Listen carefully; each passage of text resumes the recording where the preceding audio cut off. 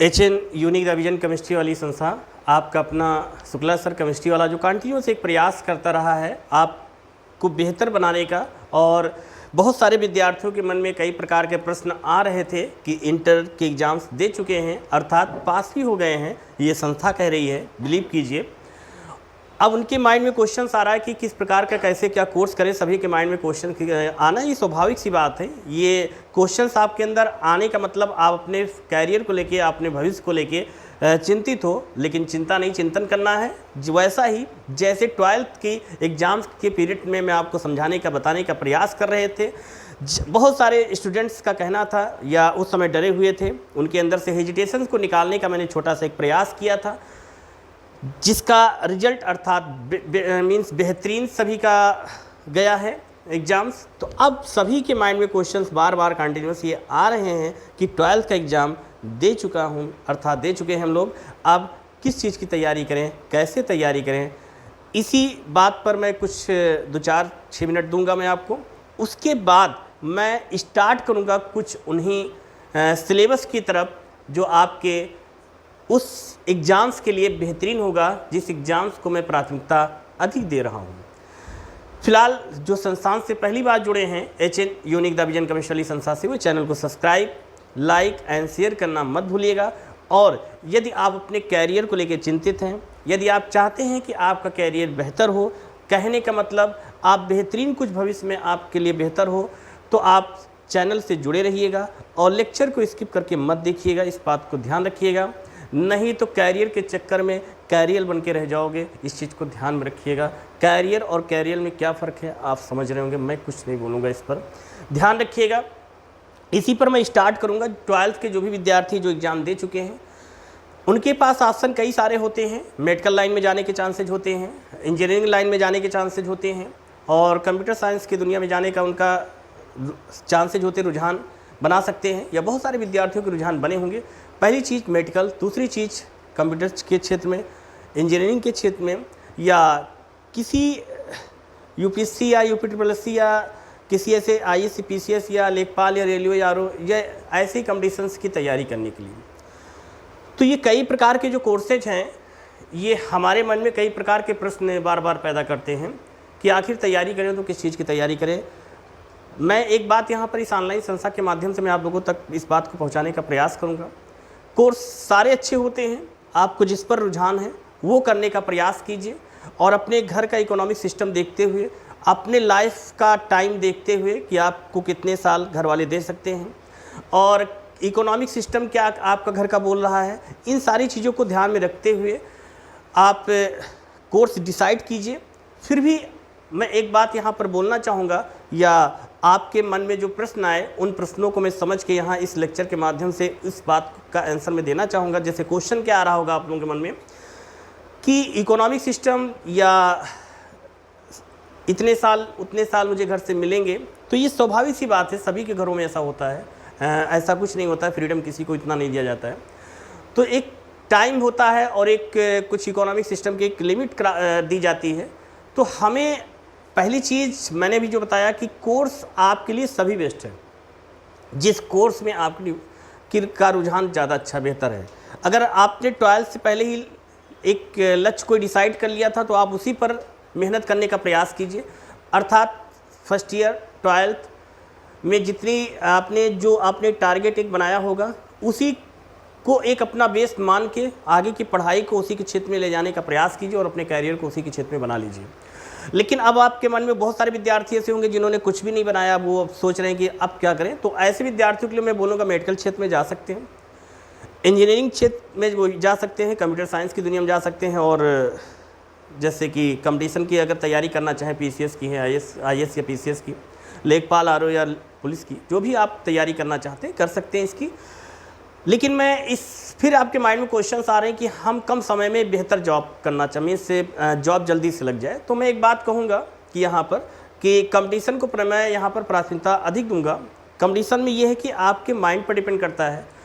कुछ फॉर्म ऐसे होते हैं जो 12th पास आउट निकलते हैं, आप उनका फॉर्म फिल करके और आप सेल्फ स्टडी, पहली चीज़ तो ये ध्यान रखिएगा, अगर कंपटीशन के क्षेत्र में अर्थात UP PCS या एसएससी या आप रेलवे लेखपाल, इन सभी की यदि आप एग्जाम की तैयारी या इस क्षेत्र में कदम रखना चाहते हैं तो अपने दिलो दिमाग पे एक चीज़ कंठस्थ कर लीजिएगा, दुनिया की कोई ऐसी संस्थान नहीं है जो आपको आईएएस से पीसीएस बना देगी।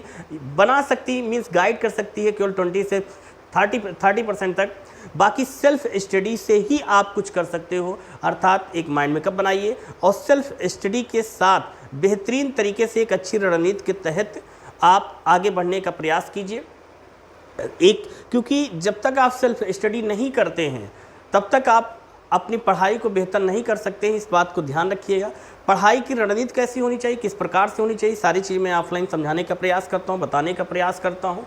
फिर भी यहाँ पर मैं एक बात बोलना चाहूँगा कि आपके मन में जो कई प्रकार के प्रश्न आ रहे हैं सभी कोर्सेज सही हैं, लेकिन ध्यान दीजिए अगर आप मेडिकल के क्षेत्र में जा रहे हैं, नीट की प्रिपरेशन कर रहे हैं तो आपको अच्छा खासा समय, एंट्रेंस का एग्ज़ाम अभी देंगे आप, उसके बाद अगर रैंक थोड़ी बहुत अच्छी आ गई तो ठीक है, नहीं फिर नेक्स्ट ईयर आप फिर तैयारी करते हो एंट्रेंस की। 2 साल ये गए, 5 हो आपके, हो सकता है 1-2 साल और जा सकते हैं।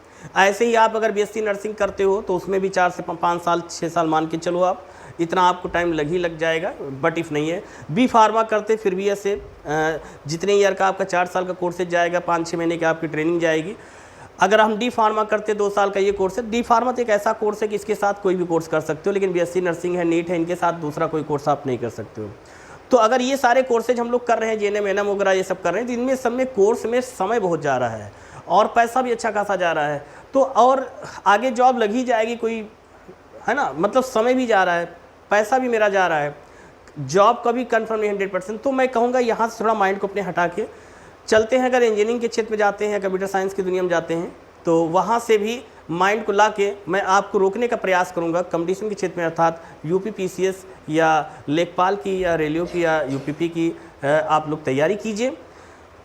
बहुत सारे फॉर्म ऐसे यूपी पीसीएस आप सोच रहे हो कि ग्रेजुएशन मेरा नहीं कंप्लीट है, तो ध्यान रखिए कि दुनिया का एक ऐसा ये क्षेत्र है कंपटीशन के क्षेत्र में, जब हम लोग कदम रखते हैं पीसीएस में या आईएएस या पीसीएस में, जहाँ पर बहुत सारे इस लाइन में कंपटीशन के क्षेत्र में ऐसे यूपीएससी या यूपी ट्रिपल एससी या यूपी पीएससी की बात करते हैं, यूपी ट्रिपल एससी में कुछ ऐसे फॉर्म आते हैं जिसमें इंटर पास आउट ही मांगे जाते हैं। और इन सभी क्षेत्रों में क्या है, परसेंटेज का कोई इशू नहीं है, रेयर केस में कहीं है, बाकी परसेंटेज से आप टेंशन फ्री होकर रहिएगा। जो भी परसेंटेज इंटर में आएंगे उसकी टेंशन न लीजिए। आप पीसीएस की, मैं तो सलाह दूंगा पीसीएस की तैयारी कीजिए, इसकी रणनीति को समझने का प्रयास कीजिए।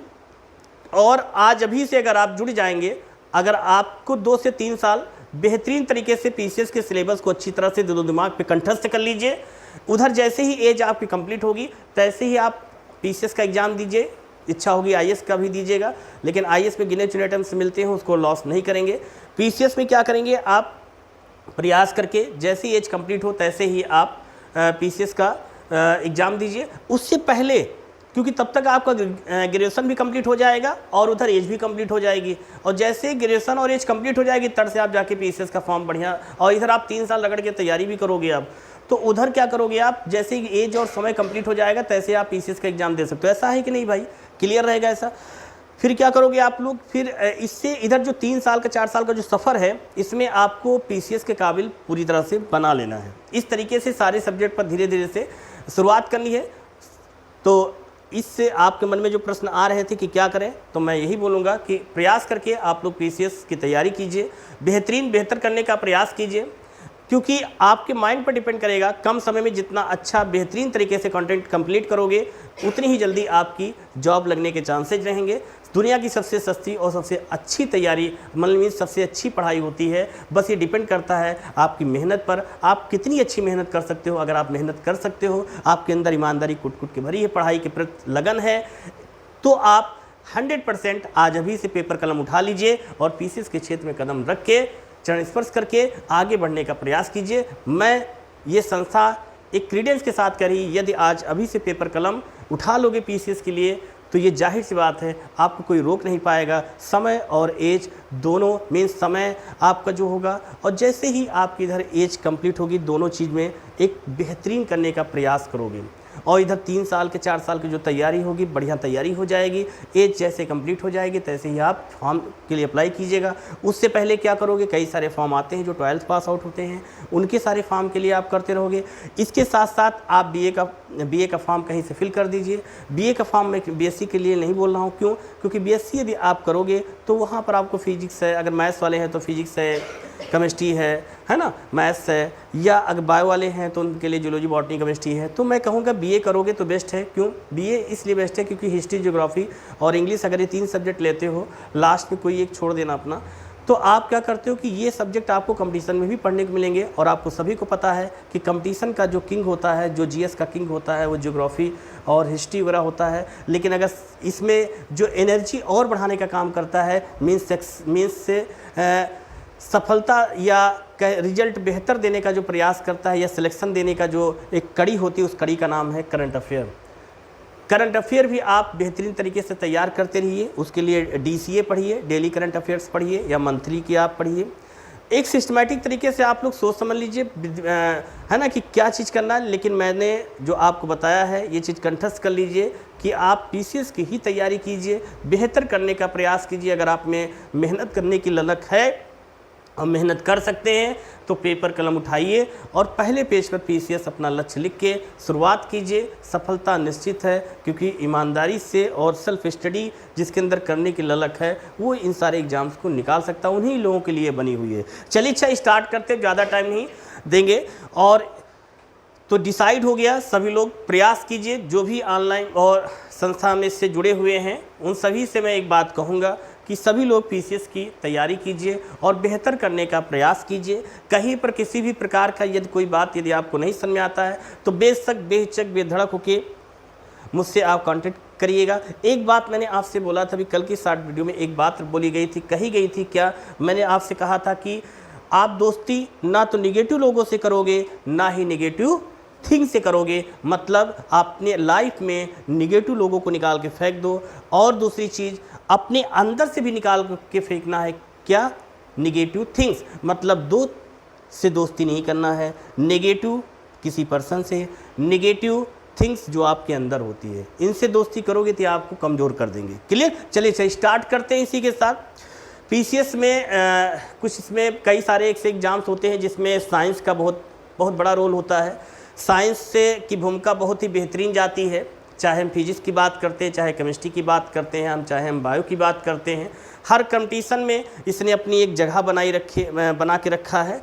तो उसी में से हम कुछ यहाँ पर फिजिक्स के और प्रयास करके समय रहा तो केमिस्ट्री की तरफ बढ़ते हुए इन सभी चीज़ों के, उन सभी टॉपिक के बारे में जिक्र करूँगा कि आपको पीसीएस वगैरह में या आईएएस में या अदर कुछ वनडे एग्जाम्स जो होंगे उनमें कौन कौन सी चीज़ें आपको पढ़नी रहेंगी। फिलहाल मैं स्टार्ट करता हूँ फिजिक्स से, तो ये चीज़ आप लोग समझ में आ गई। चलिए अच्छा, ध्यान देते हैं। सबसे पहले जैसा कि आप लोग देख रहे हैं, जब हम फिजिक्स की बात करते हैं, किसकी बात करेंगे भाई? फिजिक्स की। तो इसमें सभी को पता है कि भौतिक राशियाँ और मापन सभी लोगों ने पढ़ा होगा। 12th के एग्जाम्स में आपने 12th के बुक्स में आप लोगों ने पढ़ा होगा, नहीं पढ़ा है, कंप्लीट किया होगा, है ना? तो इसमें आप लोगों ने देखा होगा भौतिक राशियाँ और मापन, जिसमें आपको सबसे पहले क्या पढ़ना होगा? विज्ञान क्या है? क्या पढ़ना है आप लोगों को? विज्ञान क्या है। फिर उसके बाद पढ़ना है भौतिकी, फिर उसके बाद पढ़ना है भौतिक राशियाँ। क्लियर? फिर उसके बाद पढ़ना है अदिश राशियाँ और सदिश राशियाँ। फिर उसके बाद मूल राशियाँ, व्युत्पन्न राशियाँ, मतलब जितनी भी प्रकार की जो राशियाँ होंगी इन सभी चीज़ों को आप पढ़ना। मैं यहाँ पर पहले एक चीज़ को समझा दूंगा। हाँ, एक बात मैं बोलना ध्यान से उतर गया था, जिसको मैं बोलने जा रहा हूँ, ध्यान दीजिएगा। कुछ कारणवश ऑनलाइन क्लासेज तो आपको देता रहूँगा, बट फ़र्क इतना होगा कि डिजिटल बोर्ड पर कुछ समय के लिए आपको ऑनलाइन क्लासेज, मतलब कि मीन्स ऑनलाइन की बात करें या ऑफलाइन की बात करें, मैं ये चीज़ कहना चाह रहा हूँ कि कुछ कारणवश से मैं आपको डिजिटल बोर्ड पर क्लासेज नहीं दे पाऊँगा। फिर पुराने उसी रुतबे में ग्रीन बोर्ड पर मैं क्लासेज देने का प्रयास करूँगा यदि कुछ समय के लिए, और जैसे ही व्यवस्थित हो जाएगी तैसे ही हम फिर से डिजिटल बोर्ड पर आएंगे, क्योंकि बेहतर करने के लिए ही डिजिटल बोर्ड का सहारा लिया गया था। लेकिन कुछ कारणवश डिजिटल बोर्ड से क्लासेज हम आपको कुछ 2-3 लेक्चर हो सकता है और 5 लेक्चर दे पाऊँ, उसके बाद हम आपको मीन्स डिजिटल बोर्ड पर क्लासेज नहीं दे पाएंगे। लेकिन हताश मत होइएगा, हम बेहतरीन कंटेंट देने का प्रयास करेंगे। इस संस्था की पहचान ही यही रही कि बेहतर करने का। तो चलिए अच्छा ध्यान देते हैं। तो जब बात करते हैं भौतिक राशियाँ और मापन में आपको कैसे क्या क्या चीज़ें देखना है, विज्ञान क्या है, भौतिकी क्या है, भौतिक राशियाँ क्या है, अदिश राशियाँ, फिर किसकी बात करते हैं, सदिश राशियाँ और क्या हो जाएगा, मूल राशियाँ और व्युत्पन्न राशियाँ, फिर मापन की इकाइयाँ। मापन क्या होता है, अभी हमने मापन पर आप लोग नोट्स बनवा रहे थे, पीसीएस की स्टार्ट किया था, तो उसमें आपको बता रहे थे कैसे क्या क्या पढ़ना है ना, बता रहे थे ना, मार्केट जाते हो तो किस प्रकार से मापन की क्या भूमिका होती है, सारी चीज़ मैंने समझाने का प्रयास किया था, बताया गया था, समझ में आया था नहीं आया था भाई, क्लियर।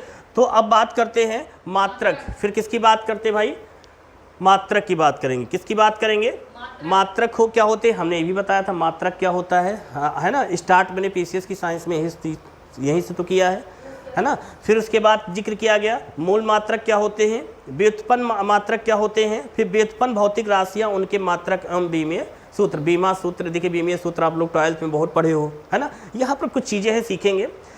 मात्रक पद्धतियाँ क्या होती हैं, मापक यंत्र क्या होते हैं, ये बातें सारी समझ में आ गई आप लोगों को। लेकिन जब बात करते हैं क्या, बहुत इसमें सारे पॉइंट्स की मैं जिक्र करूँ, बल आघूर्ण क्या होते हैं, इसके बारे में सुनोगे समझोगे। बल आघूर्ण का उदाहरण अनुप्रयोग इसका क्या होता है ये आपको बताया जाएगा। बल युग्म क्या होते हैं, बहुत से ये सारी चीज़ आपने पढ़ा है, सिर्फ आपको क्या करना है, रिवीजन करना है। और इनके अब ये एकेडमिक की पढ़ाई नहीं है, ये पीसीएस की पढ़ाई है, ये एक आपके यूपीएससी या यूपीट्रिपलएससी या आप बेहतर करने के लिए अब आपको यहाँ पर पहले पढ़ाया जाएगा, समझाया जाएगा, बताया जाएगा, फिर उसके बाद आप लोगों को टेस्ट पेपर अर्थात ऑनलाइन आपको क्या है या ऑफलाइन जो है आपको टेस्ट पेपर दिया जाएगा, ऑब्जेक्टिव उसको सॉल्व करोगे, क्लियर। जितना पढ़ाया जाएगा उसका क्या होगा, टेस्ट लिया जाएगा ऑब्जेक्टिव फॉर्म में, आपके कम से कम 50 क्वेश्चन, क्लियर।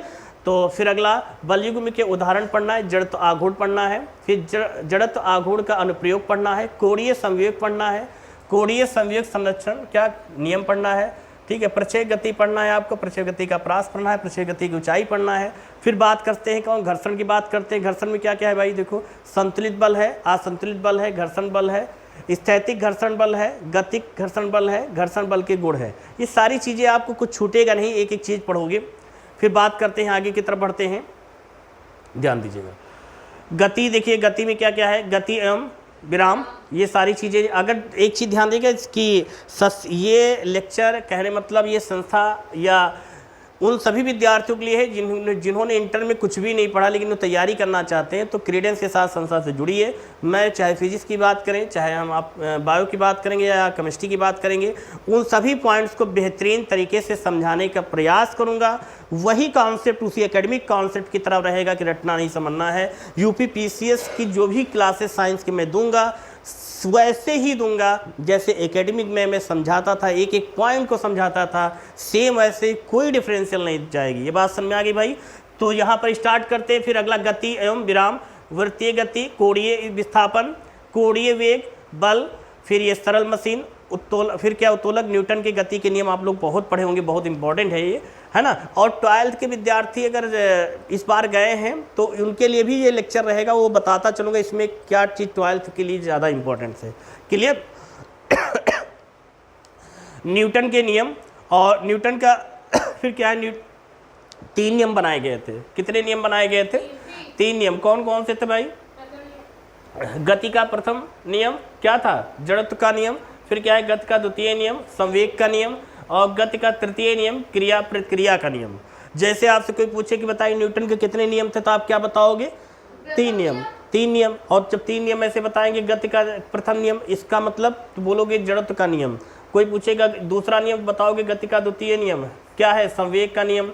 कोई पूछेगा क्रिया प्रतिक्रिया का नियम, ये कौन सा नियम है न्यूटन का, तो बताओगे तीसरा नियम है। आ गई बात समझ में। फिर आगे की तरफ बढ़ते हैं क्या, आगे की तरफ बढ़ते हैं क्या, यहाँ पर ध्यान दीजिएगा। संवेग के संरक्षण का सिद्धांत बहुत इंपॉर्टेंट है 12th वालों के लिए। वैसे पीसीएस में इसमें कौन सा किस प्रकार से क्वेश्चंस आएंगे, और ध्यान रखिएगा ऑब्जेक्टिव क्वेश्चन पढ़ना है। आप थ्योरेटिकल पढ़ेंगे तो ऑब्जेक्टिव क्वेश्चन सॉल्व कर पाओगे। नई बात समझे। ऑब्जेक्टिव क्वेश्चन कभी भी जब आप क्षेत्र में पहली बार कदम रखने जा रहे हैं तो ऑब्जेक्टिव पर अटैक नहीं करते हैं। डिस्क्राइब मतलब कि आप जो है मीन्स थ्योरेटिकल पोर्शन ज़्यादा पढ़िए। जब आप थ्योरेटिकल पढ़ोगे तब आप ऑब्जेक्टिव क्वेश्चन सॉल्व कर पाओगे। आगे बात समझे, कभी भी ऑब्जेक्टिव पे अटैक नहीं करना चाहिए। ऑब्जेक्टिव से आप सिलेक्शन मतलब उतना बेहतर नहीं ले सकते हो।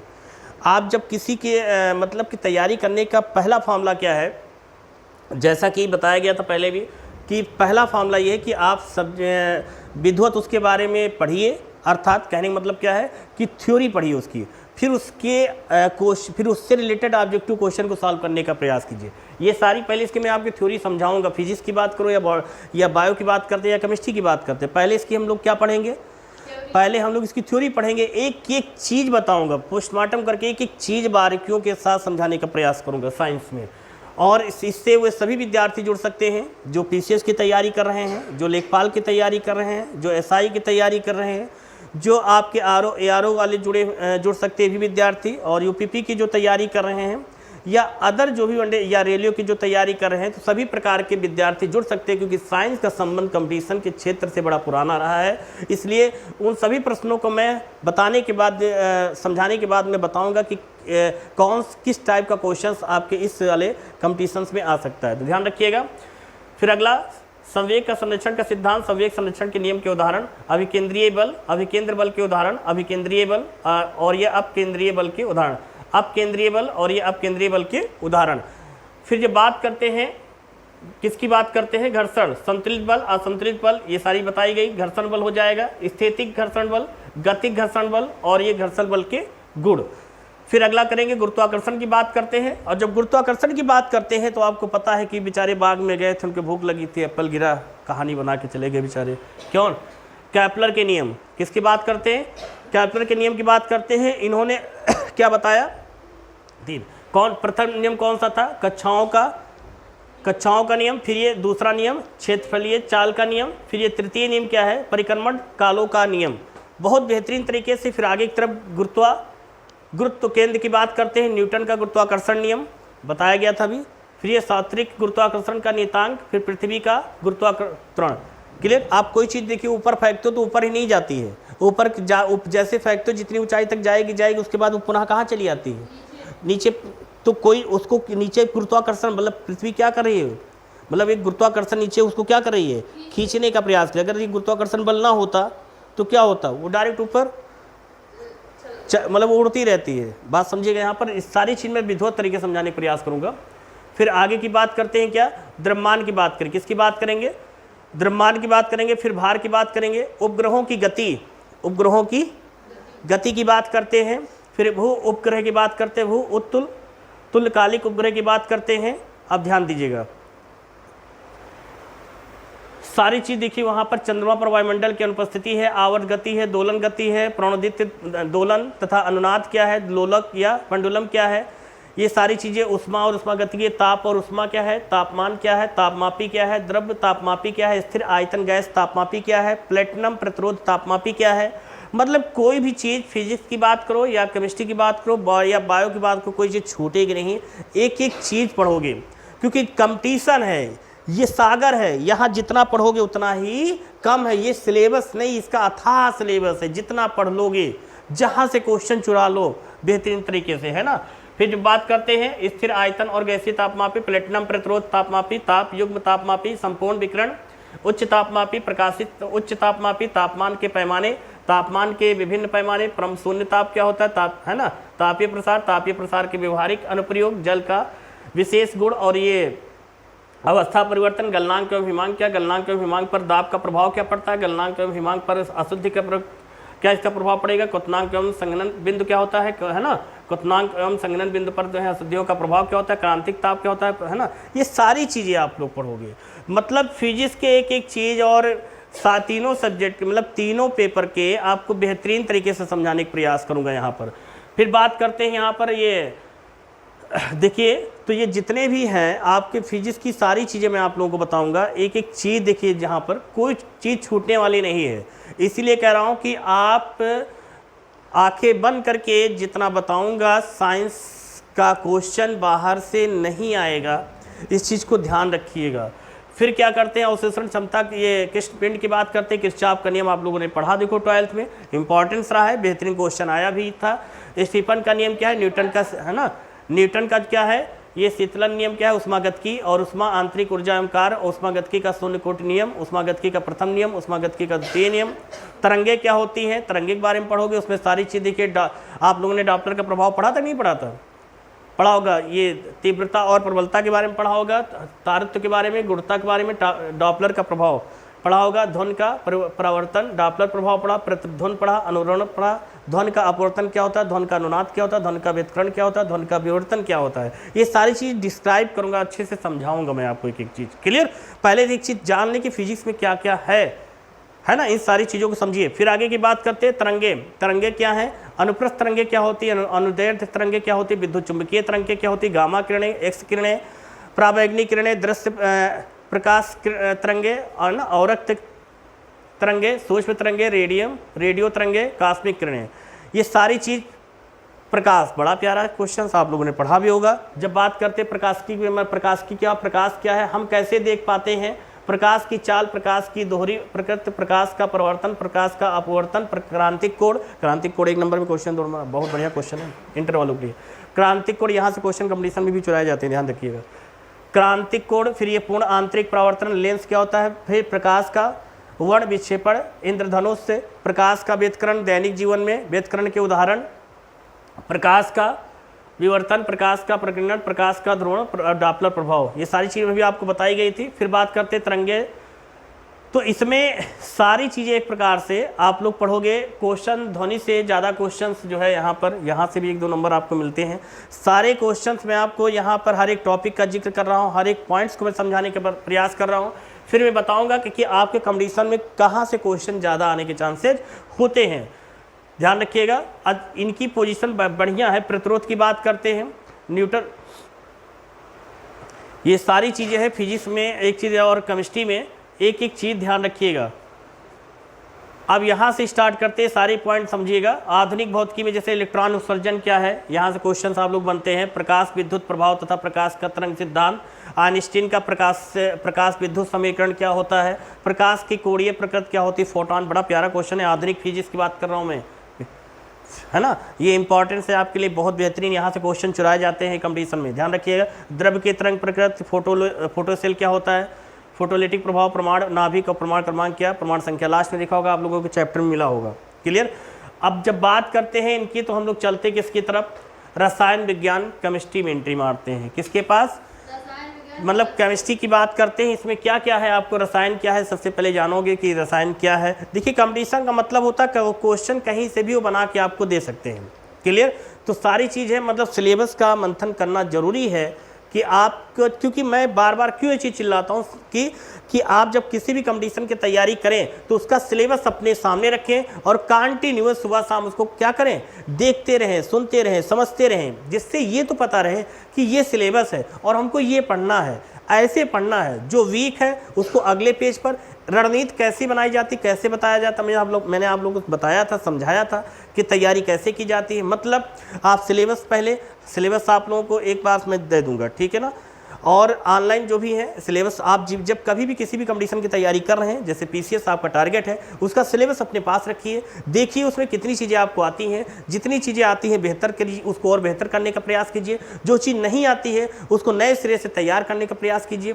एक डायरी बनाइए, डायरी पर अपनी दिनचर्या लिखिए। दिनचर्या में दिन का पहला जो वर्ड उस पर लिखेंगे कि आज का टारगेट ये है, आज की डेट में हमको इतना कुछ पढ़ना है, ऐसे से पढ़ना है, ये ज़्यादा कमज़ोर है ये टॉपिक हमें, तो उसको ज़्यादा बेहतरीन तरीके से पढ़ना है। लेकिन एक चीज़ ये भी ध्यान रखना कि वो टॉपिक मुझे नहीं आता है, हमें इससे बेहतर पढ़ना है। इसके साथ साथ एक बात हम लोग को जरूर याद रखना है, क्या ये टॉपिक जो मुझे नहीं आता है, क्या इस टॉपिक से हमारे कंपटीशंस में क्वेश्चंस आते हैं, इसका एनालिसिस करेंगे, इसका हम लोग टेस्ट सीरीज में देखेंगे, हम लोग इसको देखेंगे ये कितनी बार ये हमारे कंपटीशन में आया है। यदि नहीं आया है, वो चीज़ वीक है, तो उस पर ज़्यादा माइंड करने की ज़रूरत नहीं है। हमें फोकस उन पर करना है जहाँ पर कंपटीशन से क्वेश्चन ज़्यादा पूछे जाते हैं। तो केमिस्ट्री में सबसे पहले क्या करोगे, रसायन विज्ञान क्या, छोटी छोटी बातें समझेंगे हम लोग कि केमिस्ट्री का जन्म कहाँ से होता है। फिर बात करेंगे द्रव्य एवं द्रव्य की अवस्थाएं, द्रव्य का वर्गीकरण, तत्व यौगिक मिश्रण, समांगी मिश्रण, विषमांगी मिश्रण, मिश्र धातु विलयन, फिर विलयन की सांद्रता, प्रमाण संरचना की बात करते हैं, रासायनिक संयोजन के नियम पढ़ेंगे, डाल्टन का प्रमाण सिद्धांत पढ़ेंगे, फिर प्रमाण अण हो गया, आयन हो गया, प्रमाण द्रव्यमान हो गया, आणविक द्रव्यमान, मोल संकल्प, फिर ये इलेक्ट्रॉन प्रोटॉन न्यूट्रॉन, छोटे पर इलेक्ट्रॉन है ना, ईंट पर नाचे मोर। प्रमाण की संरचना है ये थॉमसन का प्रमाण मॉडल, रदरफोर्ड का प्रमाण मॉडल, रदरफोर्ड के प्रमाण का नाभिकीय मॉडल, रदरफोर्ड के प्रमाण मॉडल की कमियां हो जाएंगी, नाभिक हो जाएंगे, प्रमाण संख्या हो जाएगी, द्रव्यमान संख्या, समस्थानिक, समस्थानिकों के अनुप्रयोग, संभारिक। ये जब बात करते हैं रासायनिक अभिक्रिया क्या होती है, रासायनिक परिवर्तन और भौतिक परिवर्तन में अंतर पढ़ोगे। फिर उसके बाद पढ़ोगे रासायनिक समीकरण क्या होता है, रासायनिक अभिक्रियाओं के प्रकार, बहुत सारी नई नई चीज़ें यहाँ पर सीखोगे। जब बात करते हैं संयोजन की बात, संयोजन अभिक्रिया, वियोजन अभिक्रिया, विस्थापन अभिक्रिया और द्विविस्थापन अभिक्रिया, अभिक्रिया की दर को प्रभावित करने वाले कारक, वैद्युत रसायन, वैद्युत अपघटीय सेल, गैल्विन पढ़ा था आप लोगों ने, पढ़ा होगा, याद करो स्टार्टिंग में, है ना, गैल्विन सेल, प्राथमिक सेल, द्वितीयक सेल, है ना। और फिर इसमें रदरफोर्ड का प्रमाण मॉडल फर्स्ट ईयर में पढ़ा होगा आप लोगों ने, पढ़ा था फर्स्ट ईयर में। रदरफोर्ड का प्रमाण मॉडल, रदरफोर्ड के प्रमाण मॉडल की कमियां, नाभिक, प्रमाण संख्या, द्रव्यमान संख्या, समस्थानिक, समस्थानिक के अनुप्रयोग, संभारिक, सम न्यूट्रॉनिक, सम इलेक्ट्रॉनिक, मतलब देखो 3 टाइप्स पढ़िएगा यहाँ पर, क्या समस्थानिक पढ़ोगे, फिर संभारिक पढ़ोगे, फिर सम न्यूट्रॉनिक पढ़ोगे। समस्थानिक, संभारिक, सम न्यूट्रॉनिक, मतलब ये पीसीएस या सभी कंपटीशन की साइंस की क्लासेस तो है ही है ये। साथ में फर्स्ट ईयर या 12th वाले स्टूडेंट भी दे सकते हैं लेक्चर, क्योंकि बेहतरीन सारे पॉइंट बताए जा रहे हैं। क्योंकि कंपटीशन का मतलब क्या है कि फर्स्ट ईयर 12th को ही तो निचोड़ के रखा गया है। हाई इसीलिए कहा जाता है कि फर्स्ट ईयर और 12th जिसने अच्छे से पढ़ा है वो आगे की तैयारी को बेहतर कर सकता है। और जो लोग सोच रहे हैं हमने तो पढ़ा ही नहीं, तो कोई दिक्कत नहीं, वो और बेहतर कर सकते हैं। कब? तब जब वो अपने आप से एक दृढ़ संकल्प कर लेंगे कि हाँ हम ये कर सकते हैं। तो मतलब समस्थानिक की बात करते, किसकी बात करते भाई, समस्थानिक की बात करेंगे, फिर ये सम न्यूट्रॉनिक की बात करेंगे, सम इलेक्ट्रॉनिक की बात करेंगे। तो यहाँ पर ये समस्थानिक की बात करते हैं, संभारी की बात करते हैं, सम न्यूट्रॉनिक की बात करते हैं। ये बातें आप लोग समझ में आ गई, क्लियर। चलिए आगे की तरफ बढ़ते हैं। बोर का प्रमाण मॉडल, बोरवरी का नियम, कक्षा एवं उपकक्षा याद है, सेल सब सेल याद है, सेल सब सेल। और फिर उसमें कक्षा की क्वांटम संख्याएं याद करो, क्वांटम संख्याएं कितने प्रकार की होती हैं? 4 प्रकार की। कितने प्रकार की होती है? 4 प्रकार की। कौन कौन सी होती है? प्रिंसिपल क्वांटम नंबर्स, फिर एजिमुथल क्वांटम नंबर्स, फिर ऑर्डिनरी क्वांटम नंबर्स, फिर होती है मतलब जिसे मैग्नेटिक क्वांटम नंबर्स बोलते हैं। लास्ट एक होता है स्प्रिंग क्वांटम नंबर। मतलब कौन कौन? मुख्य क्वांटम संख्या, दिग्यंश क्वांटम संख्या और चुंबकीय क्वांटम संख्या और स्प्रिंग क्वांटम संख्या, मतलब कि चक्रण क्वांटम संख्या। एक आपका चुंबकीय हो गया और चक्रण मतलब चक्कर लगाता है, इसकी वैल्यू बराबर नहीं होती, प्लस या माइनस में होती है। तो ये चीज़ समझ में आ गई। आप बाउ का नियम पढ़ा होगा, छोटे पर नहीं पढ़ा था, छोटे पर हम लोग पढ़े थे, है ना, बहुत बढ़िया प्रयास कर रहे थे, गजब यार। आप बाउ नियम क्या होता है बताऊंगा, आप बाउ नियम को बातों बातों में समझाने का प्रयास करूंगा। जीने पर से ऊपर की तरफ आते हो, लो एनर्जी से हायर एनर्जी की ओर बढ़ने की, है ना। आप बाउ नियम क्या है? पाउली का अपवर्जन नियम क्या है? इसकी वैल्यू बराबर नहीं होती है, क्वांटम संख्याओं का निकालने का प्रयास करोगे। हुंड का नियम क्या है? हुंड का अधिकतम बहुलता का नियम क्यों कहते हैं ये भी मैं बताऊंगा। हुंड का नियम आप लोगों ने पढ़ा, लेकिन हुंड के नियम से क्वेश्चन ना आए, हो सकता है कि हुंड का अधिकतम बहुलता का नियम किसे कहते हैं। तो हुंड का नियम जो होता है इससे ही कहा जाता है क्या? हुंड का अधिकतम बहुलता का नियम। लेकिन क्यों कहा जाता है उसके पीछे का मैं रीजन बताऊँगा यहाँ पे। फिर संयोजकता क्या होती है, रासायनिक बंध क्या होता है, सुनने में अच्छा लग रहा होगा भाई ना, गजब, पढ़ना पड़ेगा एक एक पॉइंट्स यहाँ पर, ठीक है। रासायनिक बंध क्या है? वैद्युत संयोजक। आयनिक बंध जिसमें आपसे कहा जाता है जिस पर प्लस और माइनस होते थे। जैसे आपसे कहें कि आयनिक बंध क्या होते हैं तो आप कहोगे आयनिक बंध मतलब जिससे प्लस और माइनस। जैसे हमने कहा कि NaCl, किसकी बात करते हैं? NaCl की बात करते हैं। तो NaCl क्या है? जैसे NaCl की बात करेंगे तो क्या हो जाएगा, जब NaCl क्या है? एक आयनिक कंपाउंड से। कैसे पहचानोगे आयनिक कंपाउंड से? ये कैसे पहचानोगे? क्योंकि Na पर प्लस होता है, Cl पर माइनस होता है, और ये कंपाउंड्स होता है NaCl। तो NaCl को हम लोग क्या बोलते हैं? ये किस टाइप का कंपाउंड्स होता है? आयनिक कंपाउंड्स होता है। इसी को कहा जाता है क्या? इलेक्ट्रोवायलेंट कंपाउंड्स। क्या बोलते हैं भैया? इलेक्ट्रोवायलेंट कंपाउंड्स बोलते हैं। और इनमें इलेक्ट्रोस्टैटिक फोर्स के थ्रू ये आपस में क्या होते हैं? जुड़े होते हैं, ठीक है ना, ध्यान रखिएगा। तो ये क्या है? ये आपके आयनिक कंपाउंड। तो ये आपको आयनिक कंपाउंड पढ़ोगे, संयोजक। फिर क्या पढ़ोगे? कोवैलेंट कंपाउंड पढ़ोगे। कोवैलेंट मतलब कि जैसे कि बॉन्ड शेयरिंग कितने टाइप्स होती है, 4 मतलब कि 3 टाइप्स होते हैं। एक आपका सिंगल, डबल और ट्रिपल, और है ना सिंगल बॉन्ड के थ्रू, डबल बॉन्ड के थ्रू, ट्रिपल बॉन्ड के थ्रू। एक होता है कोऑर्डिनेट बॉन्ड ए और बी, तो यहाँ पर ये डोनर होता है, ये क्या करता है, ये दाता होता है, और ये ग्राही होता है। ये आपका ये डोनेट करता है इसलिए डोनर है, ये एक्सेप्ट करता है इसलिए एक्सेप्टर है। तो ये दाता, ये ए प्रमाण क्या करता है, इलेक्ट्रॉन देता है बी को, तो ये ए प्रमाण दाता कहलाएगा, बी प्रमाण इलेक्ट्रॉन लेता है इसलिए ग्राही कहलाएगा, है ना। तो ये भी देख साझा, लेकिन क्या इलेक्ट्रॉन देता है बट लेता नहीं है। तो फिर उसके बाद पढ़ोगे उस संयोजक बंध, वही जो आपको बताया गया। फिर हाइड्रोजन बॉन्ड पढ़ोगे, फिर क्या पढ़ोगे भाई आप लोग, फिर क्या पढ़ोगे, ऑक्सीकरण अपचयन पढ़ोगे। ऑक्सीडेशन एंड रिडक्शन की जब बात करते थे, जब बात करेंगे ऑक्सीकरण क्या होता है, फिर अपचयन क्या होता है और अवकरण क्या होता है, रेडॉक्स अभिक्रिया क्या होती है ना। रेडॉक्स अभिक्रिया जैसे जिसमें ऑक्सीडेशन और रिडक्शन दोनों होती है, तो उसे हम लोग बोलते हैं क्या, रेडॉक्स रिएक्शन बोलते हैं, है ना। तो इस टाइप की सारी बातें आप लोग पढ़ोगे, घबराने की जरूरत नहीं है ना। और यहाँ पर जैसा कि देखो क्या गया है, तो जब ईंधन की बात, ईंधन वगैरह सब उसी में पढ़ोगे। तत्वों के वर्ग क्लासिफिकेशन ऑफ पेरियोडिक टेबल, मतलब कि क्लासिफिकेशन ऑफ पेरियोडिक टेबल की बात करते हो। जब आवर्त सारणी के गुणों का अध्ययन करने की बात करते हैं तो उसमें आप पढ़ोगे सबसे पहले इसको बनाने वाला तो कोई रहा होगा, इसको बनाया किसने है, तत्वों के आवर्ती वर्गीकरण इसके पढ़ोगे। फिर पढ़ोगे मेंडलीव का आवर्त नियम क्या था, उन्होंने या इसको किसने बनाया था, डिमिट्री इवानोविच मेंडलीव या डोब्राइनर या न्यूलैंड का अष्टक सिद्धांत क्या होता है, या बोलेंगे हेनरिक एंड जेफरी मोजले का क्या रोल रहा है पेरियोडिक टेबल में, सारी चीज़ें सीखेंगे यहाँ पर। मेंडलीव की आवर्त सारणी की बात करते हैं, आधुनिक आवर्त नियम की बात करते हैं, आधुनिक आवर्त सारणी की बात करते हैं, विद्युत ऋणात्मकता की जब हम बात करते हैं, अम्ल भस्म या क्षारक एवं लवण की जब बात करते हैं। याद करो मैं कभी कभी कहता था क्षारक, जब आप लोगों को मैं 12 जब क्लासेस चलती थी। अम्ल क्या होता है ये जानोगे, लिटमस पेपर अभी आपको मैंने बताया था, लिटमस पेपर कैसे क्या, ये देखो रखा भी है, गजब यार रखा भी, देखो ये ऑनलाइन वाले भैया देखो ये है ना। तो ये लिटमस पेपर का यूज कैसे क्या होता है, इसके थ्रू हम लोग कैसे पहचानेंगे, कैसे जानेंगे ये चीज़, है ना। तो सारी चीज़ें हम लोग यहाँ पर सीखेंगे। मतलब कि साइंस का मतलब है कि हर एक पॉइंट्स को विधिवत तरीके से समझने का प्रयास करें। फिर क्या करेंगे, लिटमस पेपर क्या होता है अभी मैंने आपको दिखाया, लेकिन इसके यूज क्या होते हैं ये भी बताऊँगा आपको। अम्ल की रासायनिक परिभाषा क्या होती है, कुछ प्राकृतिक अम्ल एवं उनके स्रोत क्या होते हैं, भस्म क्षारक क्या होते हैं। क्षारक की रासायनिक परिभाषा, कुछ क्षारक एवं उनके स्रोत, अम्ल एवं क्षारकों के रासायनिक गुण, अम्ल एवं क्षारक के जलीय विलयन, तनुकरण और पीएच स्केल क्या होता है। नाइट्रोजन क्या होते हैं, ध्यान देखिए, अम्लराज क्या, एक्वेरेजिया जिसको बोलते हैं, अम्लराज मतलब एक्वेरेजिया होते हैं।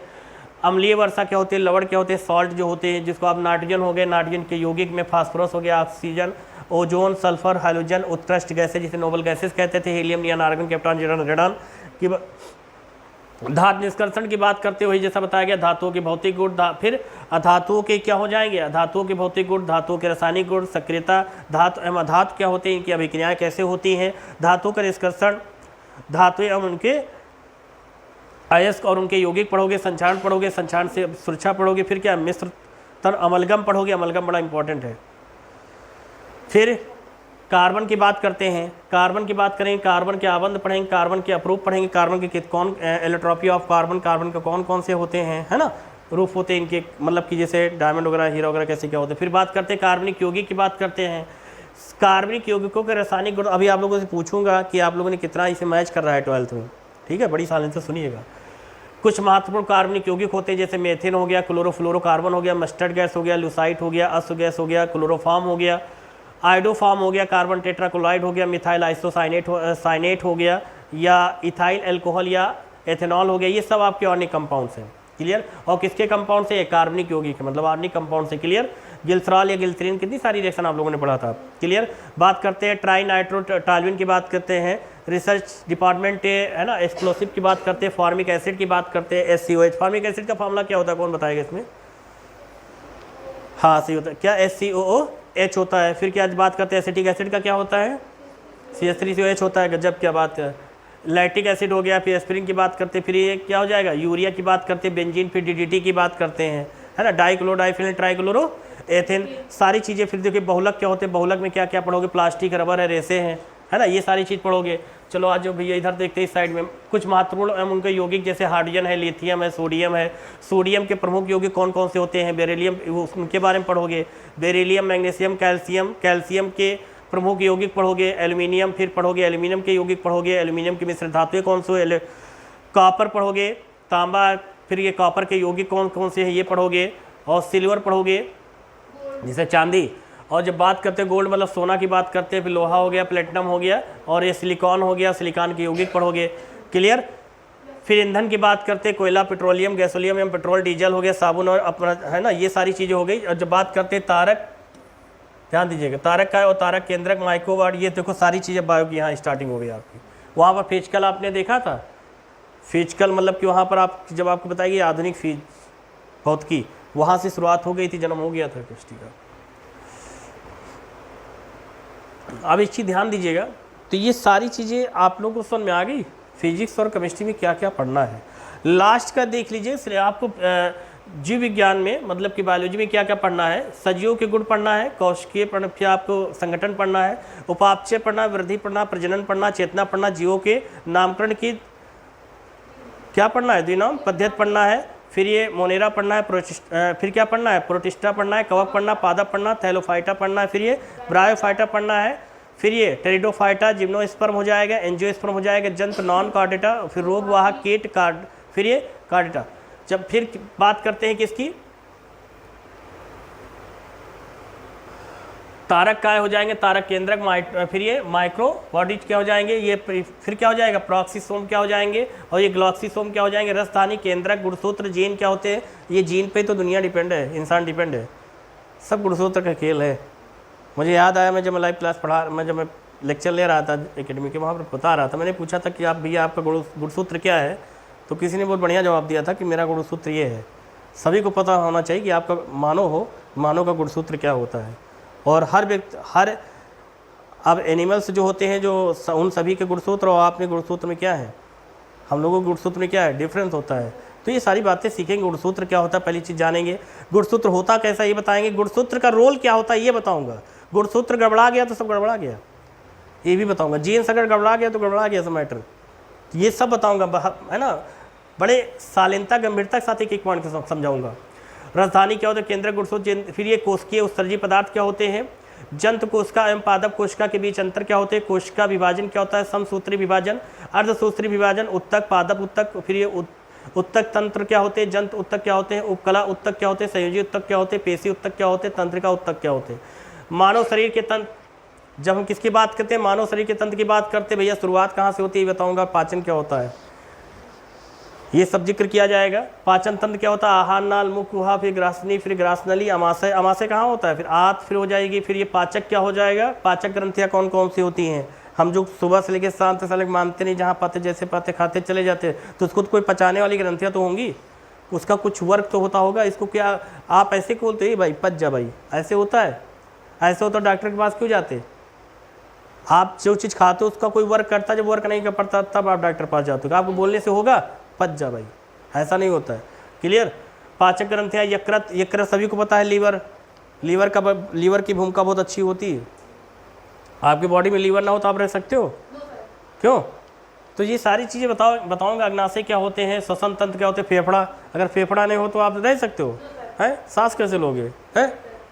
फिर श्वसन, अब श्वसन कितने टाइप के होते हैं, श्वसन क्या ये बताऊंगा, और श्वसन कितने प्रकार के होते, है ना, सांस छोड़ते हो, सांस लेते हो, उसको क्या बोलते हैं, सारी चीज़ सीखोगे जो आपने इंटर में नहीं पढ़ा होगा। क्लियर। परिसंचरण तंत्र की बात, हृदय की बात करते हैं, अगर हृदय बेचारा ना हो तो बेचारा बताओ इधर का उधर ब्लड कैसे खेल खेलेगा, है, मानेगा कहाँ, है, बिना सीखो भाई, इससे ज़िंदगी भर हमेशा बिना रुके काम करता है, दिन भर काम किया करता है, वहाँ कहीं हल्का सा तो समझ जाओ क्या होगा, है। अगर ये काम करना बंद कर दे, अगर ये आपका हृदय काम करना बंद कर दे, आप जैसा हो जाए, तो मेरी बात समझ में आ गई, इतनी बात में मैंने बहुत कुछ समझा दिया। इसलिए रुकोगे नहीं, झुकोगे नहीं तब तक जब तक सफलता ना मिल जाए, और कहीं अगर आप रुक गए तो कैरियर भी रुक जाएगा, और कहेगा इसका आपको कैटलाइज फॉर्म में जैसे बात समझना है तो याद कर लेना, अगर हृदय रुक गया तो आप रुक गए। शाम का मन हुआ था कि आज ये चीज़ खाएंगे, हृदय रुक गया, तो ऐसे अगर आप रुक जाओगे तो आपका कैरियर रुक जाएगा, इसलिए रुकना नहीं है, ठीक है, ध्यान रखना, ये बिना रुके काम करता है, ध्यान रखे रहना। क्लियर। रुधिर वाहिनियाँ क्या होती है, धमनियाँ क्या होती है, सारी चीज़ बताओ जानोगे। सिराएँ क्या होती है, रुधिर कोशिकाएं, हार्ट, मर्मिंग क्या होती है, रुधिर क्या होता है, रुधिर के बारे में पढ़ोगे, है ना। और रुधिर में प्लाज्मा है, रक्त कोशिकाएं क्या है, रुधिर का कार्य क्या है, रुधिर का थक्का जमना क्या होता है। चोट जब किसी लगती है तो उसमें हम लोग क्या करते हैं, छोटे पर मिट्टी डाल के काम चला लेते थे, ब्लड कम हो जाता था, बहना कम हो जाता है, उस है ना। समझेंगे सारे रुधिर वर्ग में कौन कौन से प्रतिजन कौन कौन से होते हैं, एंटीजन्स कौन से होते हैं, एंटीबॉडीज क्या होते हैं। मनुष्य में रुधिर वर्ग या एबीओ सिस्टम क्या होता है, रुधिर वर्ग में उपस्थित एंटीजन तथा एंटीबॉडी क्या होती है। रुधिर आदान क्या होते हैं, मनुष्य में रक्त का आदान क्या होता है। उत्सर्जन तंत्र में आप वृक्क पढ़ोगे आप, ये से है ना, और उत्सर्जन के बारे में पढ़ोगे। फिर पढ़ोगे प्रासरण नियम के बारे में पढ़ोगे, नियमन के बारे में, तंत्रिका तंत्र के बारे में, केंद्रीय तंत्रिका तंत्र, मस्तिष्क के बारे में पढ़ोगे, मेरुरज्ज के बारे में पढ़ोगे, पर है ना, प्रधीय तंत्रिका तंत्र पढ़ोगे, स्वायत्त तंत्रिका तंत्र पढ़ोगे, कंकाल तंत्र। कंकाल तंत्र कैसा होता है, जैसे देखो पतझड़ के मौसम में बढ़िया इधर है, जब मौसम बढ़िया होता है तो पेड़ पौधे देखो, और इसमें देखो मौसम कैसा है, पेड़ पौधा देखो कितना ठीक ठाक लग रहा होगा, नए नए पत्तियाँ आई होंगी। और जब पतझड़ का मौसम चलता है तो उसमें कंकाल तंत्र की तरह होता, ना हरी पत्तियों का पता ही नहीं होता है, नीचे सूखी पत्तियाँ पड़ी होती है, बिल्कुल वैसे कंकाल तंत्र की तरह होता है। ऐसा बोला ना, है ना, कि पतझड़ में क्या होता है, वैसे आप लोग भी देखो पतझड़ में बिल्कुल सुस्त हो जाते हो, ना कुछ पढ़ने का मन करता, ना कुछ करने का मन करता, मजबूरी रहती है जो इंटर के एग्ज़ाम दे आते हो, नहीं तो इंटर के एग्ज़ाम देने जाओ, है ना, वो भी ना दे जाओ, बेमन से जाते हो, ऐसा मौसम होता है वो, है ना।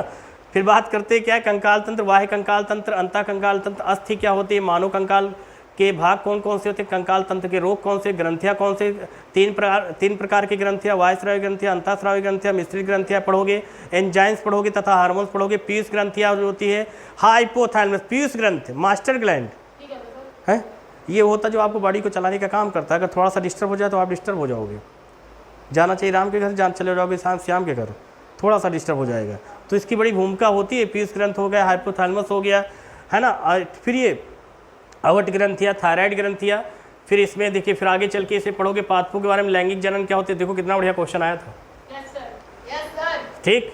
प्रकाश का संश्लेषण, पादपों में श्वसन, पत्तियों में गैसीय विनिमय, पादपों में जनन, फिर अलैंगिक जनन, लैंगिक जनन, पादप हार्मोन्स, ऑक्सिन, फिर ये जिब्रेलिन्स और ये साइटोकानिन, एथिलीन, फिर फिर क्या हो जाएगा, एबिसिसिक एसिड हो जाएगा, फ्लोरिजेन हो जाएगा, पादप कारकी से संबंधित अन्य तत्व, और ये दीप्तकालिता और वसंतीकरण, बसंती वो क्या गाना एक चला था, आगे ये याद रहेगा, अभी पूछूंगा बसंती वो क्या होता है, वसंतीकरण नहीं याद होगा, क्लियर है ना। प्रसुप्त क्या होते हैं, ध्यान दीजिएगा।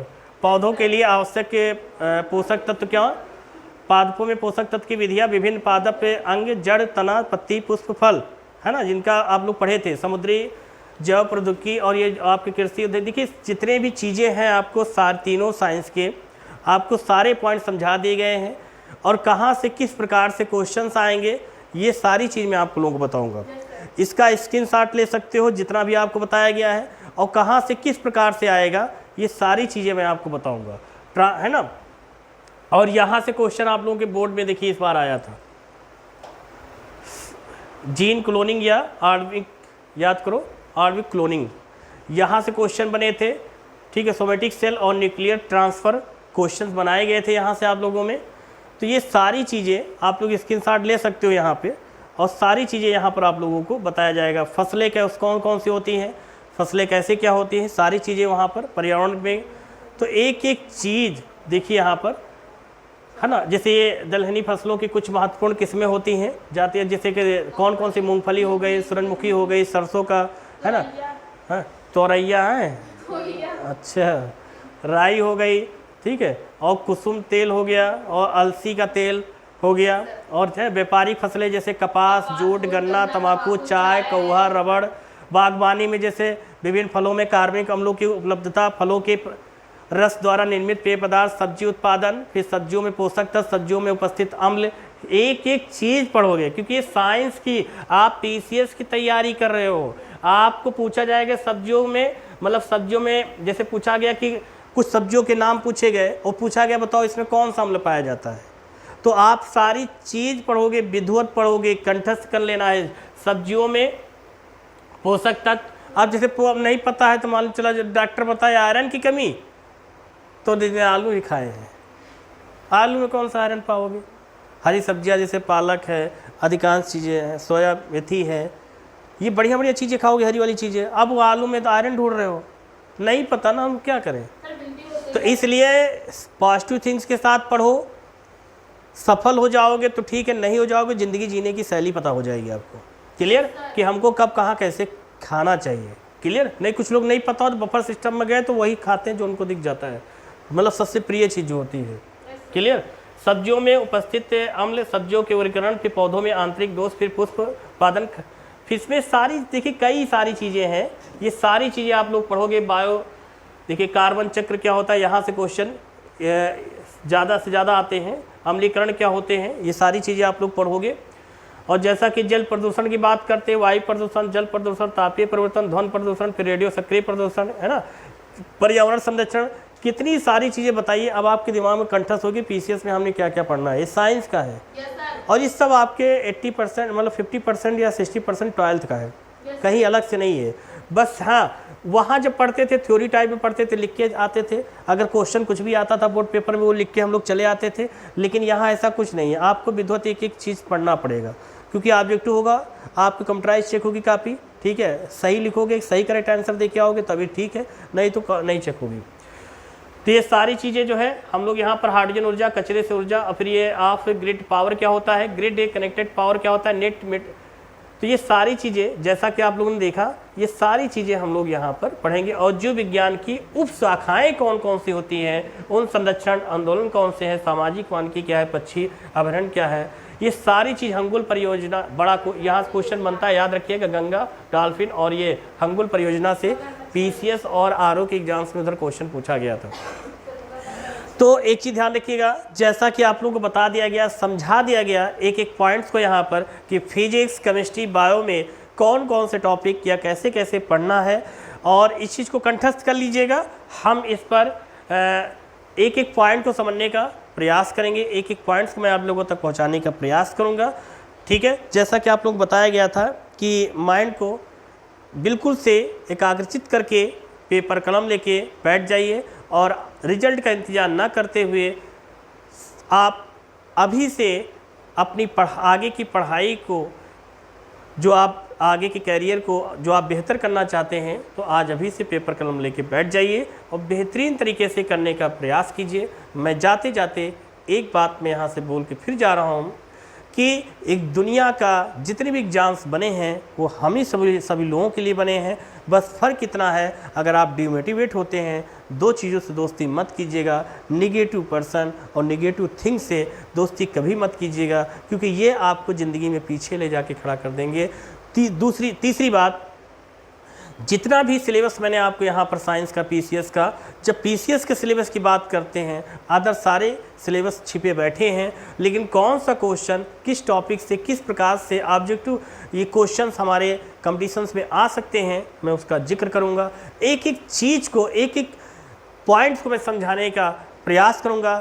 अर्थात उन सभी के लिए ये लेक्चर्स इम्पॉर्टेंट्स है जो कंपटीशन की तैयारी करना चाहते हैं, वो लेक्चर को ध्यान से सुने, सिलेबस को देख लेंगे जहाँ और शुरुआत में एनसीईआरटी से करूँगा। और यदि आप लोग भी अपनी शुरुआत जो है मतलब पढ़ाई को बेहतर बनाने के लिए अपने लक्ष्य की ओर बढ़ना चाहते हो, तो पहला कदम एनसीईआरटी के साथ रखिएगा। एनसीईआरटी से क्यों? क्योंकि एनसीईआरटी से ही कंपटीशंस की तैयारी होती है। एनसीईआरटी कंपटीशन का हार्ट है, अर्थात बहुत सारी चीज़ें हमें एनसीईआरटी बताती है और एनसीईआरटी से क्वेश्चंस निकल के आते भी हैं कंपटीशंस में, इस बात को ध्यान रखिएगा। तो आज के लेक्चर में इतना ही, और संस्थान से अगर पहली बार जुड़े हैं तो चैनल को सब्सक्राइब, लाइक एंड शेयर करना ना भूलें, और इस चैनल को उन सभी तक शेयर कीजिएगा जो पीसीएस की या जो किसी कंपटीशंस की तैयारी करना चाहते हैं। तो आज के लेक्चर में इतना ही। Best of luck.